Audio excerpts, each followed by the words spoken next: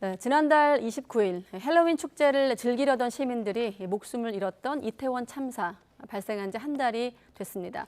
참사 현장엔 당시의 흔적이 고스란히 남아있고 시민들은 현장을 찾아 아픔을 함께하고 있습니다. 현장에 취재기자 나가 있습니다.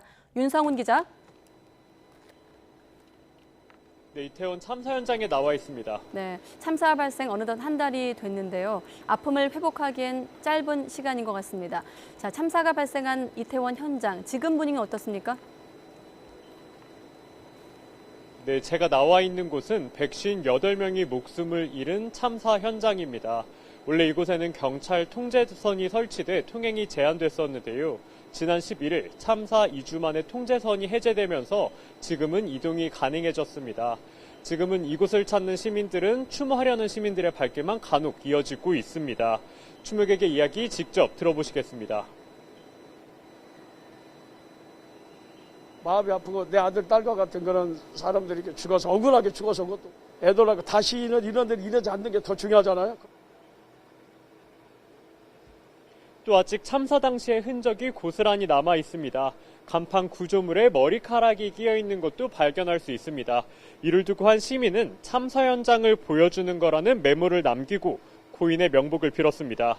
참사가 일어난 골목은 보시는 것처럼 매우 좁고 깁니다.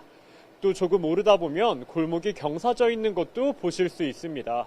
골목 자체의 특성상 사고 위험성이 큰 겁니다. 이런데다 이곳에 수많은 인파가 빽빽하게 몰렸는데요. 위에서 내려가려는 사람들과 밑에서 올라오려는 사람들이 맞물려 대형 참사로 이어진 겁니다. 골목 바로 위편에 있는 세계 음식거리의 골목 역시 넓지는 않습니다. 그런데 이곳을 더 비좁게 만든 요소가 있습니다. 바로 해밀턴 호텔의 불법 건축물입니다. 원래는 이곳까지 불법 테러스가 설치돼 자리를 차지하고 있었습니다. 그러나 참사 이후 현재는 철거돼 용접 흔적만 남아있는 상황입니다. 만약 불법 건축물에 대한 조치와 일방통행 등에 대한 조치가 적절하게 이뤄졌더라면 대형 참사를 막을 수 있지 않았을까 하는 아쉬움이 남습니다.